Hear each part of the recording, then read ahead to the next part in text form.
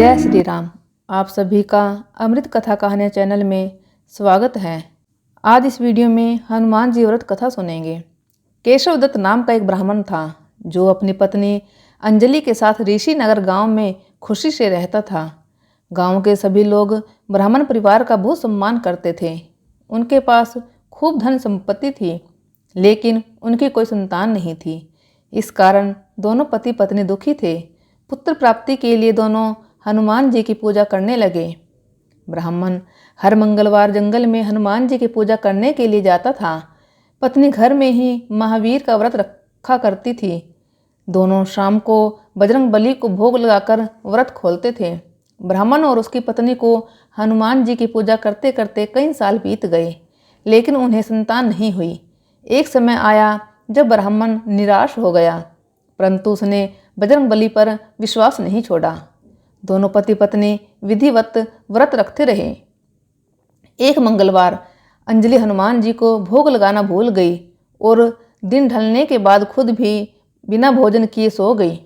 उस दिन ब्राह्मण की पत्नी ने प्रण लिया कि वो अब अगले मंगलवार को भोग लगाने के बाद ही अन्न का दाना खाएगी। बिना कुछ खाए पिए किसी तरह से 6 दिन निकल गए। मंगलवार का दिन आया और कमजोरी के चलते वो घर में ही बेहोश हो गई। हनुमान जी अंजलि की निष्ठा देखकर प्रसन्न हो गए।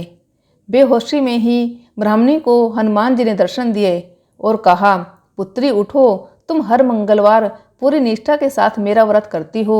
मैं तुम्हारी भक्ति से बहुत खुश हूँ।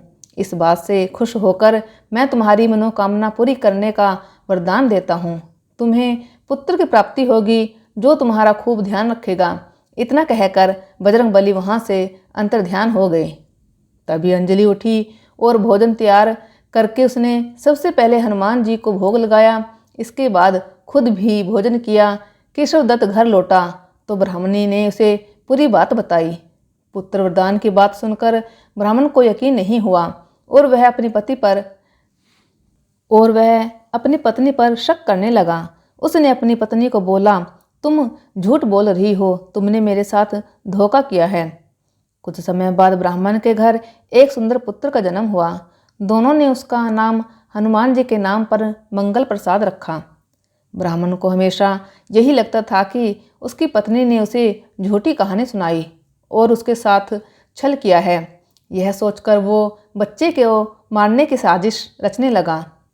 एक दिन मौका देखकर ब्राह्मण कुएं पर नहाने जाते समय बच्चे को अपने साथ ले गया। वहाँ उसने बच्चे को कुएं में फेंक दिया। ब्राह्मण के घर लौटने पर पत्नी ने उससे पूछा, मंगल कहाँ रह गया? वो भी तो आपके साथ गया था। पत्नी के सवाल सुनकर ब्राह्मण पहले थोड़ा घबराया और फिर बोला कि मंगल उसके साथ नहीं था। तभी पीछे से मंगल मुस्कुराते हुए सामने आया। यह देखकर ब्राह्मण दंग रह गया। केशव दत्त को रात को यह सोच सोचकर नींद नहीं आई कि मंगल दास कैसे घर वापस आया। उसी रात बजरंगबली ने ब्राह्मण को सपने में दर्शन दिए। हनुमान जी ने कहा, मेरे प्रिय पुत्र, यह तुम दोनों का ही बेटा है। मैंने तुम्हारी और तुम्हारी पत्नी की भक्ति से खुश होकर तुम्हारी मनोकामना को पूरा किया था। अपने पुत्र मंगलदास को अपना लो और अपनी पवित्र पत्नी पर शक करना छोड़ दो। सुबह उठकर ब्राह्मण ने सबसे पहले अपने बेटे को गले लगाया, फिर अपनी पत्नी से माफ़ी मांगी। उसके बाद ब्राह्मण ने अपनी पत्नी को बताया कि वो किस तरह उस पर शक किया करता था और मंगलदास को अपना पुत्र नहीं मानता था। ब्राह्मण की पत्नी ने उसे माफ़ कर दिया और तीनों साथ में खुशी खुशी रहने लगे।